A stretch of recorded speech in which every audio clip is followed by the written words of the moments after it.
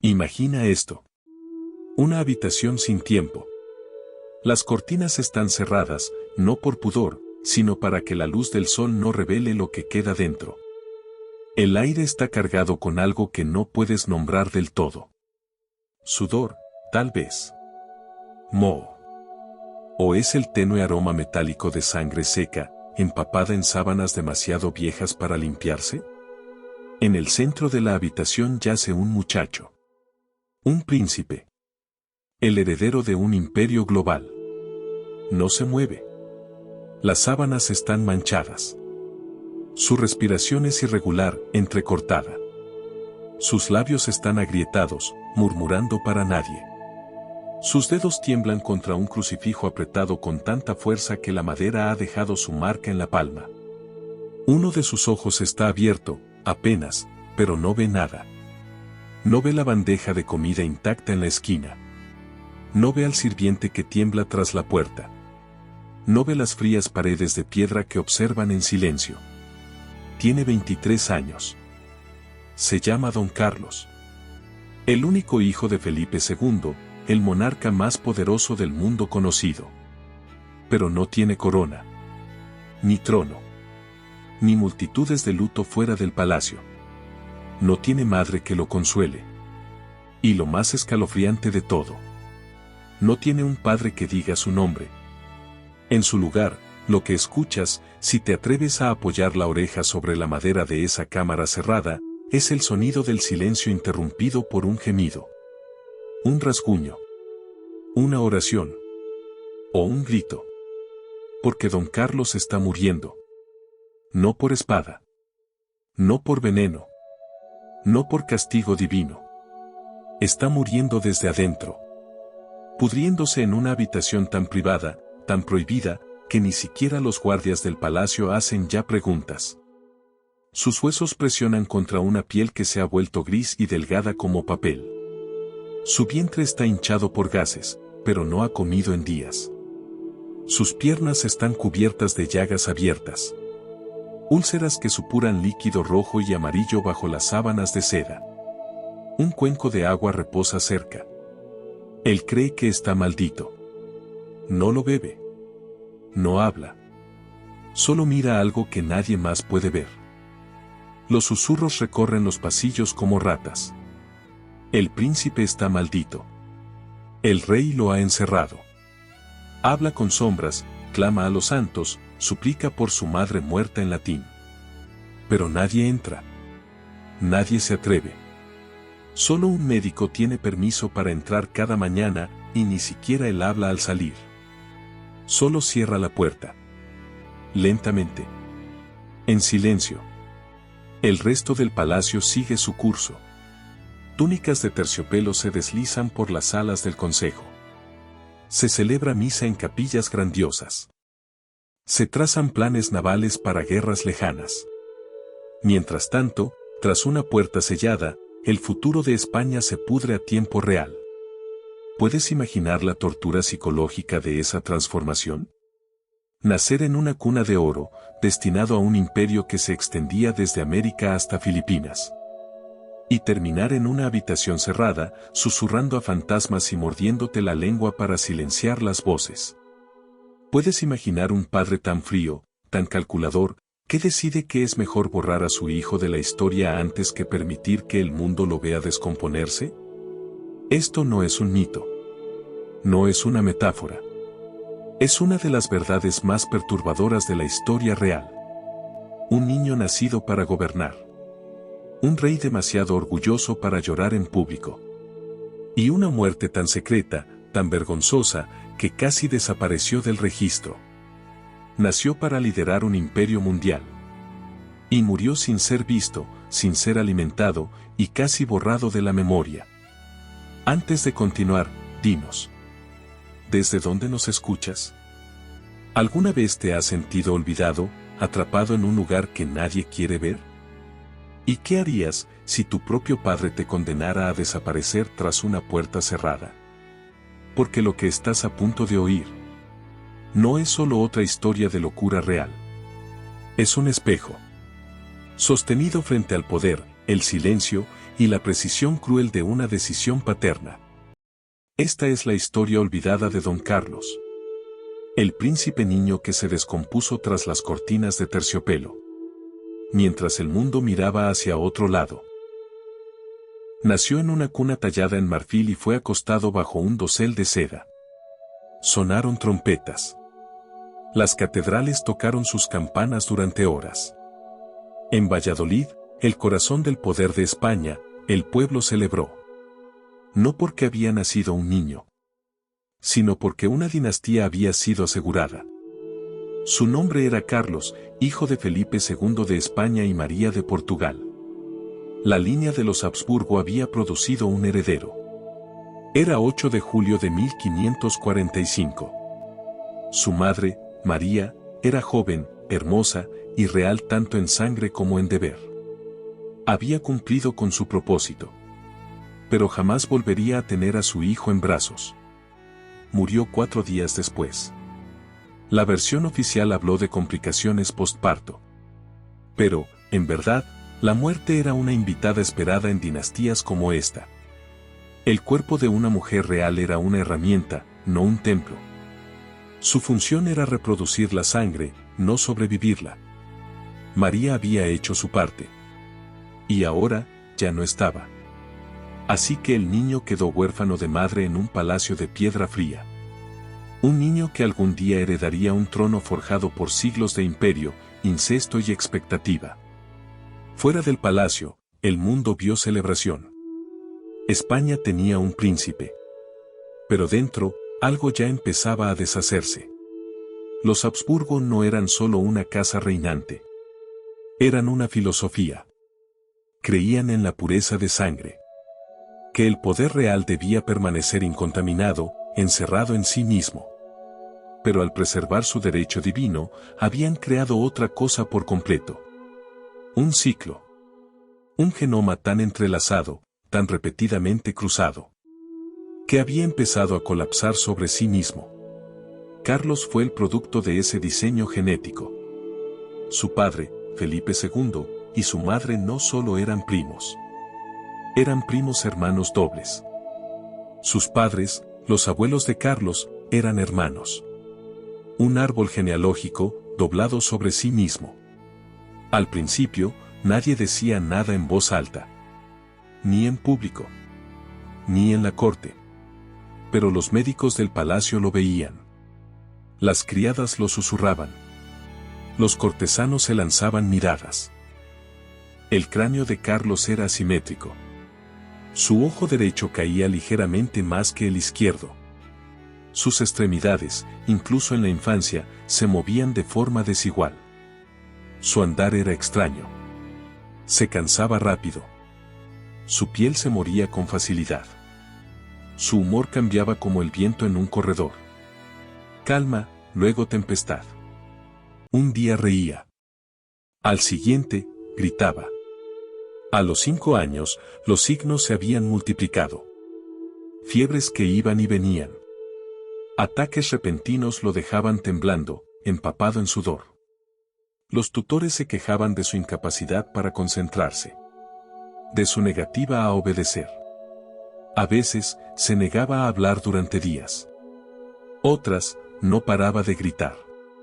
Lo llamaban sensibilidad. Nervios débiles. Melancolía.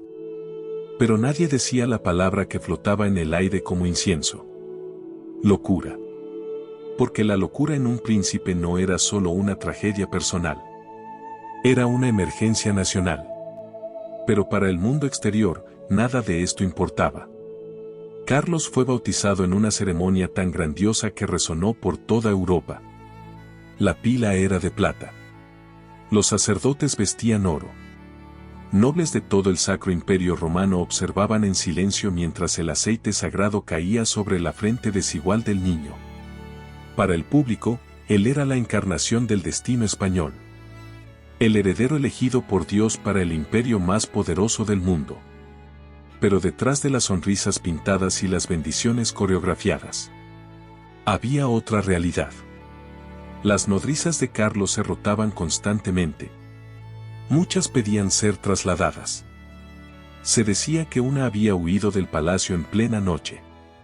Sus sirvientes desarrollaron un código para advertir su estado de ánimo antes de entrar. Una cortina levantada, tranquilo. Una cortina corrida, proceder con precaución. Sin cortina, no entrar. Y aún así, su padre solo veía en el legado. No fragilidad. No sufrimiento. Felipe II era un hombre de obsesiones. Coleccionaba mapas. Corregía documentos con su propia mano. Creía que Dios había ordenado que la monarquía española gobernara el mundo. Y que su hijo continuaría ese plan. En lo que no creía, era en el fracaso. Así que los signos de inestabilidad fueron enterrados. Cubiertos con seda, ritual y mito. Como siempre se había hecho. Porque este no era el primer niño Habsburgo en pagar el precio de la pureza. Muchos habían nacido con bocas babeantes y mandíbulas inflamadas. Con espaldas torcidas. Con mentes que jamás se asentaban. Pero la mayoría eran escondidos. Casados en silencio. Enterrados rápido.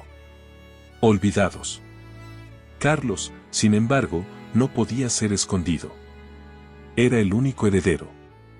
La dinastía no tenía un plan de respaldo.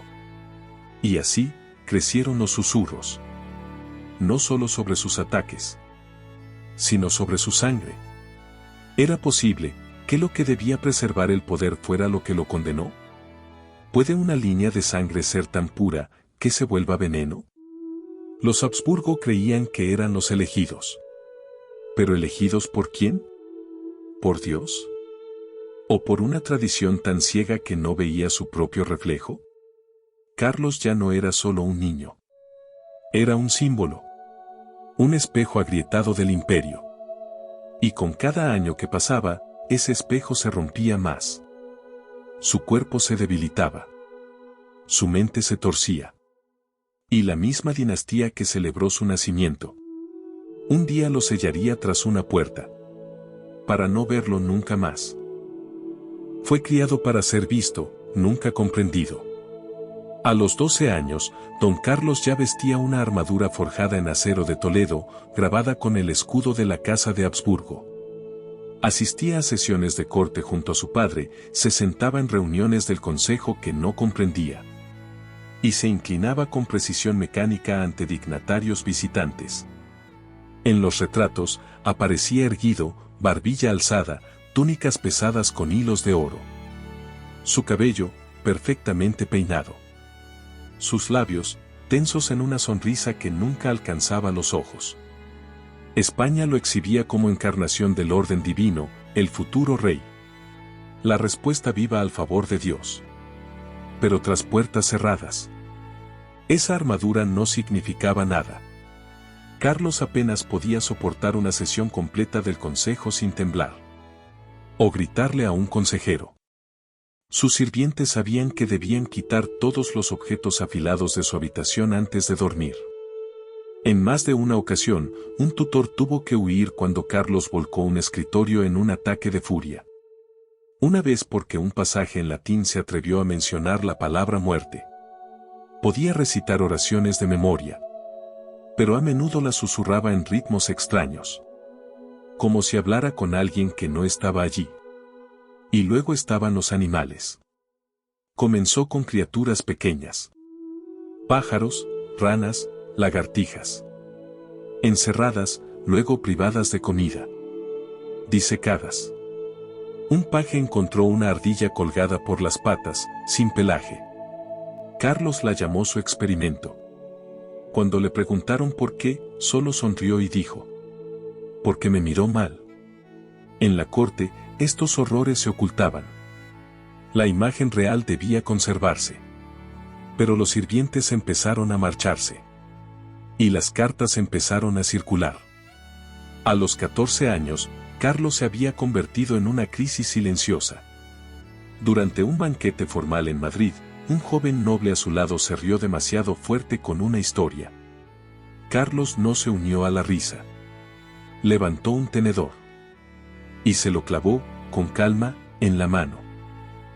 El salón quedó en silencio. La sangre se derramó sobre el lino blanco. Carlos miró la herida como si fuera una pintura. No hubo castigo. Ni regaño. Solo un retiro tranquilo a sus aposentos. Y un nuevo juego de cubiertos al día siguiente. Porque, al fin y al cabo, ¿quién castiga a un príncipe? Sus tutores estaban aterrados.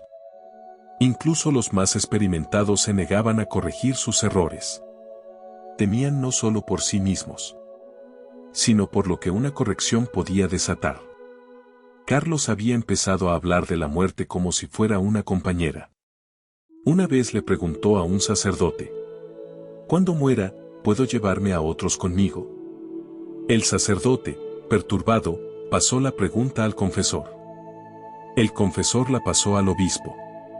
El obispo, al rey. Y el rey no dijo nada. En misa, Carlos comenzó a murmurar en voz alta. Oraciones, sí, pero distorsionadas. Yo soy el cordero. Yo soy el cuchillo. Yo soy el altar.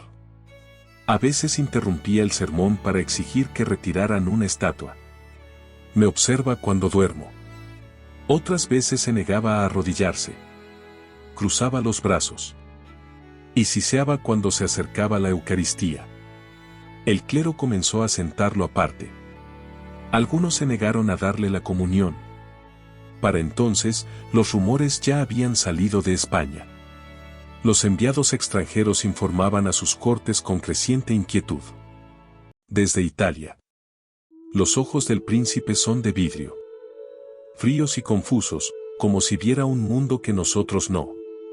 Desde la corte de los Habsburgo en Viena. No es apto ni para gobernar un perro, mucho menos un reino. Desde Francia. Hay algo en él, oscuro. No lo mencionamos en voz alta. ¿Pero en España? La versión oficial seguía sin cambiar. Carlos era brillante. Devoto. Preparado.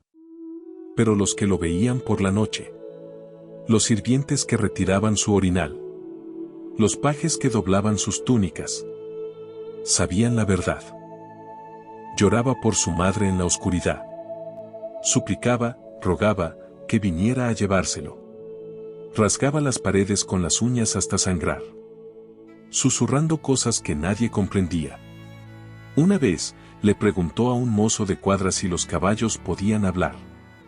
Cuando el muchacho se rió, Carlos lo golpeó en la cara con una fusta. No se detuvo hasta que los guardias lo apartaron. No había afecto en su mundo. No había madre. Y su padre no era un hombre que abrazara a los hijos. Felipe II gobernaba con pluma, con papel, con silencio. Creía que la disciplina era divina. Y en Carlos no veía un hijo, sino una variable que debía ser controlada. Ningún gesto de ternura pasaba entre ellos. Solo miradas. Decretos. Y el peso eterno del legado. Así que la pregunta persistía. ¿Nació don Carlos loco? ¿O fue la locura el único idioma que se le permitió hablar? ¿Qué pasa cuando a un niño se le enseña a usar una corona? ¿Antes de enseñarle a ser amado? ¿Qué sucede cuando el peso de un imperio reemplaza el calor de un abrazo? En Carlos, esas respuestas tomaron forma. No en palabras, sino en gritos. En silencio. En manos ensangrentadas y ojos vacíos. Ya no era solo un príncipe. Estaba convirtiéndose en otra cosa. No muerto. No vivo. Sino un fantasma dentro de su propia piel. Era primavera de 1562. Los suelos de mármol del Real Alcázar acababan de ser pulidos. Una procesión ceremonial estaba a punto de comenzar, una de tantas rutinas vacías a las que Carlos debía asistir. Caminaba solo, como siempre, flanqueado por guardias que no le hablaban y sirvientes que apenas levantaban la vista. Y entonces sucedió. Un resbalón. Un mal paso. Un cuerpo cayendo, violentamente, por una escalera de piedra. Dicen que no gritó. Solo golpeó, peldaño tras peldaño, hasta que la parte posterior de su cráneo chocó contra el borde del último escalón, con un crujido que resonó en toda la cámara. Los guardias corrieron. Los sirvientes gritaron. Y don Carlos quedó inmóvil, la sangre acumulándose bajo su oreja derecha. No se movió durante horas. Al principio, creyeron que estaba muerto. Luego, un temblor.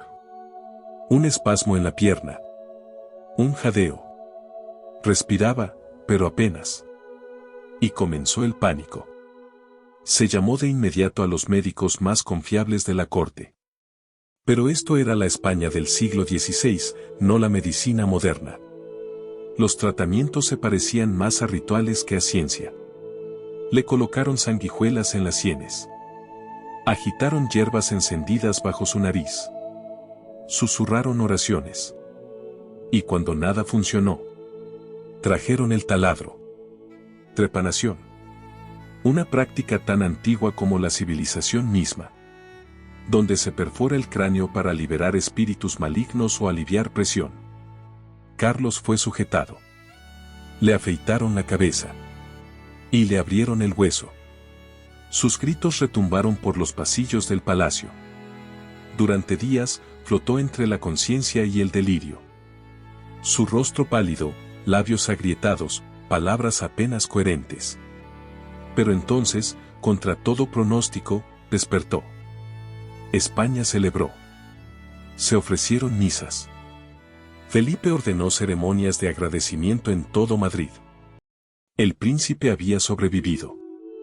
Pero lo que despertó no era el mismo muchacho. En cuestión de semanas, todo cambió. Carlos se negó a usar zapatos. Insistía en que estaban malditos, llenos de espíritus, cuero maldito que le quemaba los pies. Lanzaba la comida por la habitación, acusando a los cocineros de envenenarlo. Incluso el pan simple le parecía sospechoso. Comenzó a recolectar objetos compulsivamente. Plumas, peines rotos, flores marchitas, telas rasgadas. Los escondía bajo el colchón, detrás de las cortinas, debajo de la lengua. Los pájaros desaparecieron del patio. Uno fue encontrado mutilado en su cámara. Su cabeza enterrada bajo la almohada. Carlos dijo que hablaba demasiado. Dejó de bañarse. Su cabello creció largo y grasoso. Se untaba hollín en la cara y reía cuando lo miraban. Caminaba desnudo por sus habitaciones. Y siseaba frente a los espejos. Un paje entró sin anunciarse. Y lo encontró agachado en una esquina, balanceándose, susurrando a un crucifijo. Otro sirviente lo vio más tarde lamiendo una piedra fría de la chimenea. Mientras lloraba.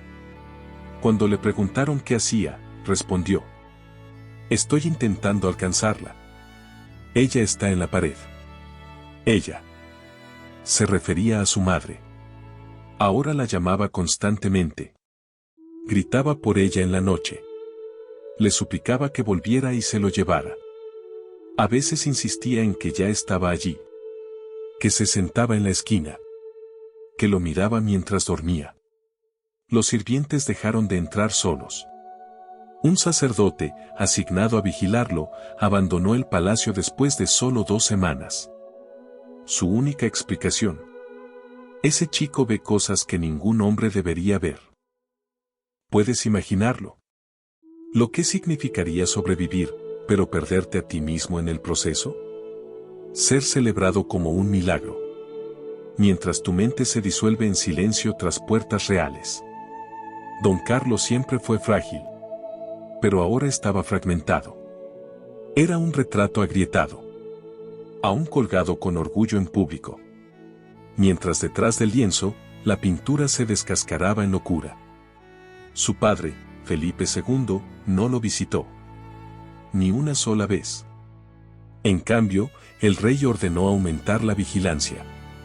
Más guardias. Menos contacto. A Carlos no se le ofreció curación. Se le ofreció distancia. Control. Porque en la mente de un gobernante, un heredero roto no es un hijo. Es una amenaza. Y aún así, la caída continuó. Carlos hablaba con santos que nadie podía ver. Citando escrituras al revés. Arrancaba páginas de textos sagrados y se las tragaba enteras. Se negaba a sentarse en sillas. Decía que tenían clavos ocultos. Ordenó que quemaran sus almohadas. Decía que estaban hechas de huesos. Rasgaba oraciones en latín sobre el suelo de piedra con las uñas rotas. Cuanto más se deshacía, más silencioso se volvía el palacio. Los susurros reemplazaron las conversaciones. Los guardias giraban el rostro. Las criadas se tapaban los oídos por las noches. Lo que vino después no fue encierro. Fue borrado. La decisión aún no se había dicho en voz alta, pero crecía en la mente del rey, como podredumbre en una habitación cerrada. Carlos había sobrevivido a la caída, pero no a la consecuencia. Porque en la casa de los Habsburgo, la muerte era preferible a la desgracia. Y lo que Felipe II no pudo arreglar, aprendería a silenciarlo. La traición no siempre llega con espadas y estandartes. A veces, llega doblada en pergamino, sellada con un anillo de cera, y escrita con la mano temblorosa de un muchacho que se desmorona lentamente. A finales de 1567, don Carlos comenzó a escribir cartas. Cartas desesperadas. Estaban dirigidas a nobles protestantes de los Países Bajos. Hombres que su padre, Felipe II, consideraba enemigos de la Iglesia, traidores de la corona. En esas cartas, Carlos ofrecía huir de España. Hablaba de levantar un ejército. De marchar contra su propio padre. El heredero del Imperio Español había declarado la guerra al rey de España. O al menos, eso parecía. La verdad era otra. Carlos no tenía ejército. Ni aliados. Ni plan. Solo una mente rota. Una mano temblorosa. Y una cabeza llena de voces que lo empujaban hacia un último grito de atención. Pero las cartas fueron interceptadas. Cuando Felipe las leyó, no lloró. No gritó. Simplemente cerró la carta. Y convocó un consejo. Sin juicio. Sin audiencia. Ni siquiera una acusación formal. Solo una sala llena de hombres en silencio. Las puertas se cerraron. El destino ya estaba decidido. El príncipe ya no era un príncipe. Era una carga. Así que Felipe, rey de España, defensor de la fe católica, gobernante de un imperio donde el sol nunca se ponía, eligió convertirse en carcelero. Y el 18 de enero de 1568, amparado por la noche, fue él mismo quien condujo a los guardias. Llegaron a la cámara de Carlos poco después de la medianoche.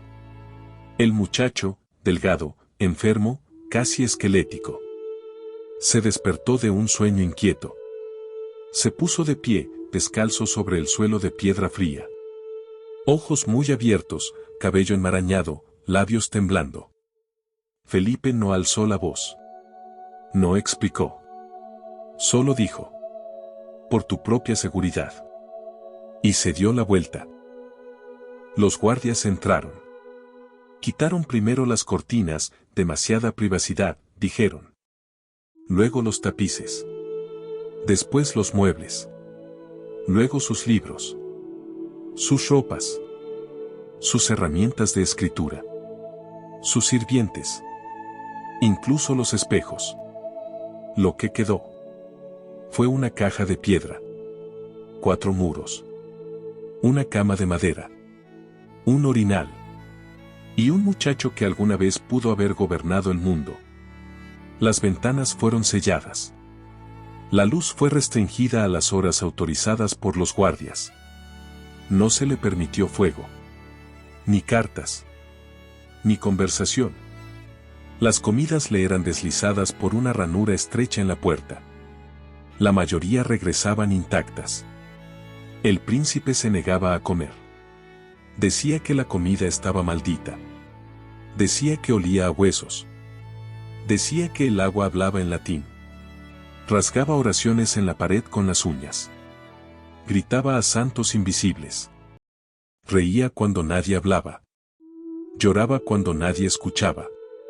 Los guardias reportaban que lo oían caminar durante horas. Murmurando. Repitiendo frases como una letanía. Yo soy el cordero. Yo soy el altar. Yo soy el cuchillo. A veces, gritaba por su madre, suplicando que abriera la puerta. Otras veces, acusaba a las piedras de traicionarlo. Una noche, tomó el orinal y lo arrojó contra la pared, salpicando los muros con su propia inmundicia. Luego se sentó en el centro, con las piernas cruzadas, y susurró: el diablo está mirando. Dile al rey que yo también lo veo. Al día siguiente, retiraron todo lo que no estuviera clavado al suelo. Y aún así, el rey no visitó. Ni una sola vez. Ni siquiera para verificar si su hijo, su único hijo, seguía vivo. Felipe ya había tomado su decisión. No como padre, sino como monarca. Y así, mientras el rey se reunía con embajadores, planificaba campañas militares y rezaba en capillas cubiertas de terciopelo, Carlos yacía en una cámara de silencio. Su cama empapada en úlceras, orina y sangre. Sus miembros rígidos por permanecer inmóvil. Su cuerpo consumiéndose. Los guardias hablaban en susurros. Ya no lo llamaban por su nombre. Algunos comenzaron a santiguarse antes de entrar. Otros se negaban a entrar del todo. Decían que él los miraba a través de ellos. Que sus pupilas no seguían el movimiento. Que hablaba con voces que no estaban allí.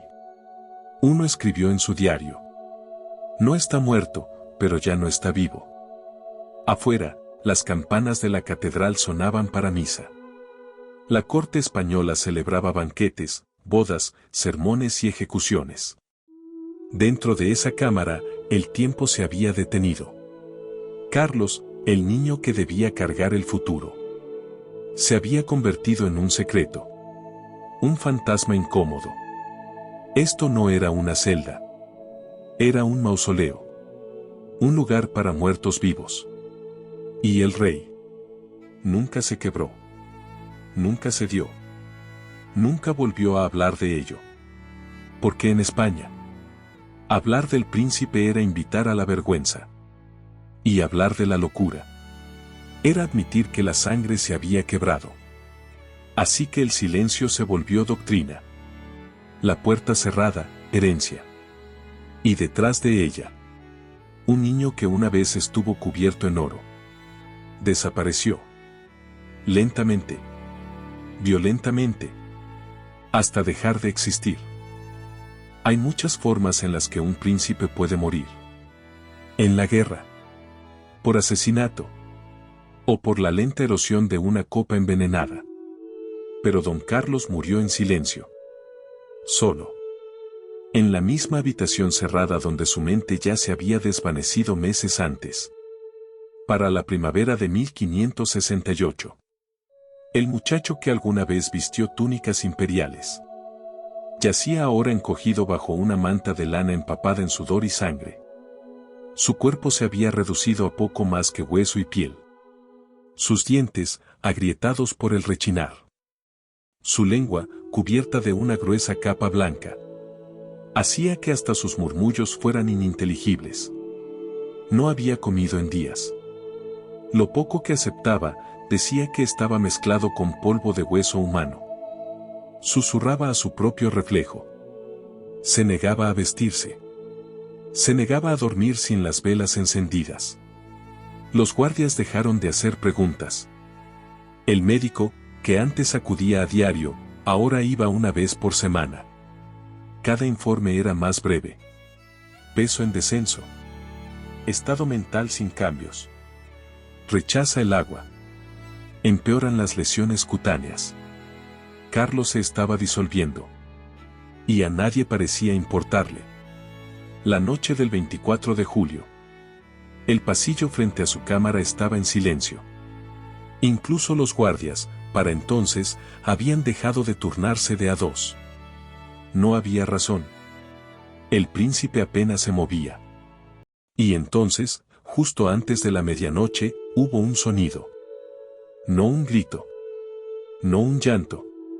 Un vómito. Un largo, gutural espasmo, seguido por el estruendo metálico del orinal al volcarse. Cuando por fin llamaron al médico, Carlos estaba convulsionando. Sus extremidades rígidas. Los ojos en blanco. Espuma en las comisuras de los labios. Las sábanas estaban rojas. No exactamente sangre. Algo más espeso. Su estómago se había vuelto contra sí mismo. Le aplicaron hielo en las sienes. Le ataron las muñecas. Pero los temblores no cesaban. Sus últimas palabras, si es que pueden llamarse así, fueron un revoltijo de latín roto. Una mezcla de oraciones, blasfemias y sin sentido. Suplicó por su madre. Acusó al sacerdote de ser un demonio. Preguntó si alguna vez había nacido. Y luego cayó en silencio. Y en algún momento antes del amanecer, el heredero del imperio español, el niño nacido para gobernar un mundo que lo temía, finalmente quedó inmóvil. No hubo trompetas, ni velos de luto. La muerte de don Carlos fue anunciada con una sola línea en un boletín de la corte. El ilustrísimo don Carlos ha sucumbido a una larga enfermedad. Que Dios reciba su alma. Eso fue todo. No se celebró funeral. No se convocaron multitudes. No se encargó ninguna estatua. Su cuerpo, ya en descomposición al amanecer, fue envuelto rápidamente en lino y colocado en un ataúd de madera común. Fue enterrado en el monasterio de El Escorial, sin inscripción. Felipe II no habló de ello. No asistió al entierro. No envió flores. No volvió a escribir el nombre de su hijo en ninguna carta conocida que haya sobrevivido. Don Carlos dejó de existir. No solo en vida, sino también en la memoria. Su nombre fue eliminado discretamente de los documentos reales. Se retiraron sus retratos. Se detuvieron las comisiones con su rostro. Se instruyó a los sirvientes a no mencionarlo. Se había convertido en un espacio en blanco. Un hilo ausente en el tapiz de la monarquía. Y sin embargo, el mundo fuera de España no lo olvidó. En la Europa protestante, en Inglaterra, en los Países Bajos, comenzaron a circular panfletos. No pintaban a Carlos como un loco, sino como un mártir. Un príncipe trágico encerrado por un padre fanático. Un niño silenciado por la crueldad católica. En tabernas y salones, los susurros se hacían más fuertes. El rey mató a su propio hijo. Carlos murió por decir la verdad. La corona lo pudrió desde dentro. España lo negó todo. Lo llamaron enfermo, inestable, incapacitado. Pero su silencio fue más estruendoso que cualquier negación. Y así, queda una pregunta. Una pregunta amarga. Inquietante. ¿Tu padre lloraría tu muerte? ¿O borraría tu existencia? ¿Te lloraría, o te sellaría detrás de piedra y rezaría para que el mundo te olvide? Porque para don Carlos, no hubo llanto. No hubo tumba digna de ser visitada. No hubo historia contada a los niños. Solo una puerta cerrada. Un latido que se desvanecía. Y un legado limpiado de todo, excepto el olor de la podredumbre. Lo que Felipe temía no era la locura. Era lo que la locura revelaba. Que el mito de la sangre, el mito de la dinastía, el mito de la divinidad, podía romperse como un cráneo sobre mármol frío. Carlos no fue solo un fracaso de mente. Fue un fracaso de fe.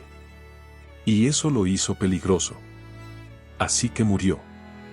Sin campanas. Sin procesión. sin perdón. Pero no, sin significado. Porque al olvidarlo, España reveló más que cualquier elogio. Y al recordarlo ahora, comenzamos a descubrir la verdad que ellos intentaron enterrar. No fue enterrado solo en piedra. Fue enterrado en silencio. No el silencio del duelo, sino el silencio del olvido.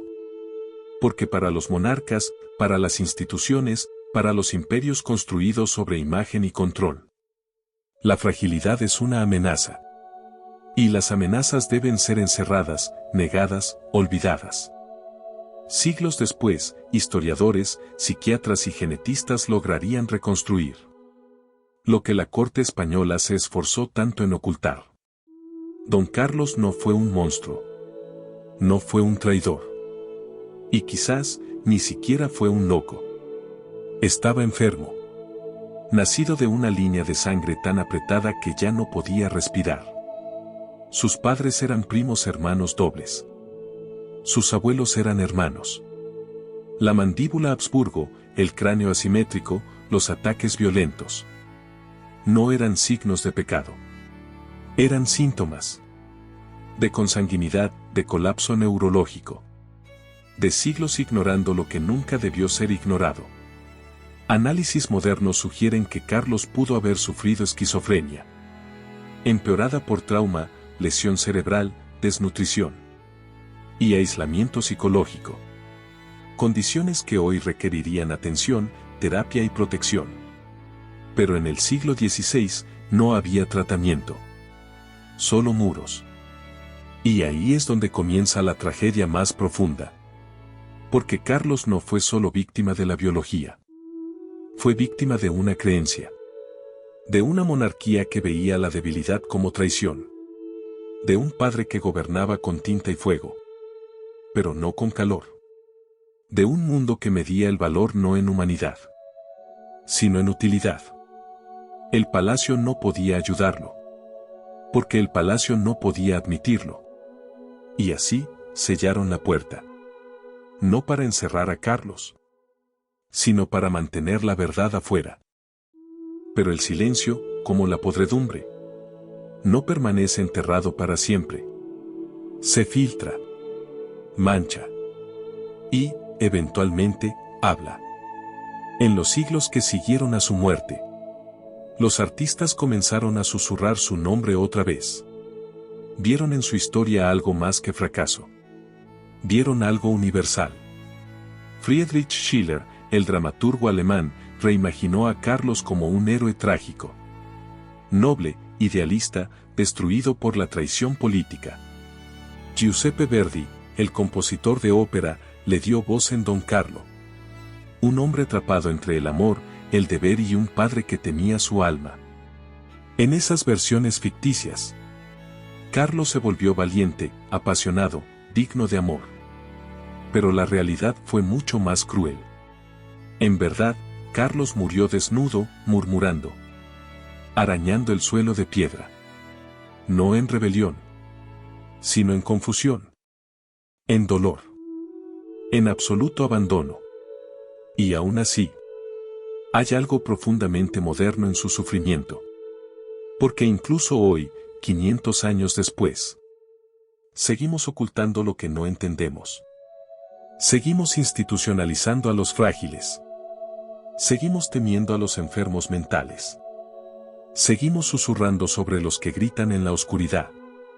En vez de escuchar. Carlos no es solo una figura del pasado de España.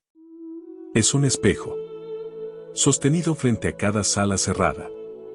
Cada niño descartado como demasiado difícil. Cada historia que el sistema se negó a cargar. Nos obliga a preguntarnos. ¿Qué pasa con las personas que no encajan? No solo en la corte, sino en la sociedad.